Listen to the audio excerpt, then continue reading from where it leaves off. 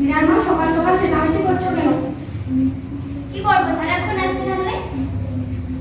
আমাদের বাড়ির বাচ্চাগুলোকে দেখে যা সকাল থেকে পড়াশোনা করছে। তোদেরকে পড়াশোনা ওদেরকে দেখেছে তো দিদি পড়াশোনা করে কত উপরে উঠে গেছে। কারণ তার তো স্বপ্ন ছিল সে বড় হয়ে উকিল হবে। আমার স্বপ্ন আমি একজন নৃত্যশিল্পী হব।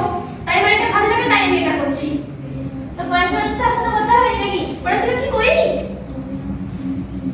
আরে এ তো একেবারেই বেকার হয়ে গেছে। পাড়ায় দেখ কি বলছে এরা, শোন।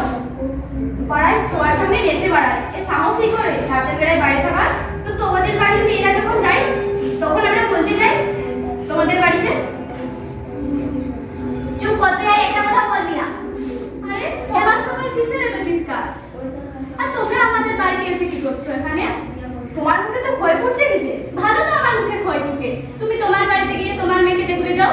হ্যাঁ হ্যাঁ দেখবো নেচে কি করতে পারে। হ্যাঁ যাও না যাও। দিদি আমাদের বাড়িতে সব না করাতে কে বলেছে?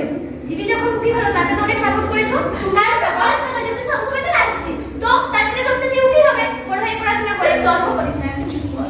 আচ্ছা মা তুমি দেখো ও যেটা ইচ্ছা ওকে করতে দাও। বল আমি তো কথাটা শুনি। আরে তুমি দেখো ও যেটা ইচ্ছা ওকে করতে দাও। কারণ দেখো সবার তো স্বপ্ন এক হয় না।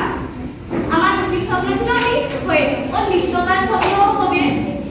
তাতে তুমি বাধা দিও না, ওকে ওর সাপোর্টে থাকো, তাহলে দেখবে একদিন তোমার মুখ ঠিক উজ্জ্বল হবে। ঠিক আছে তোর কথা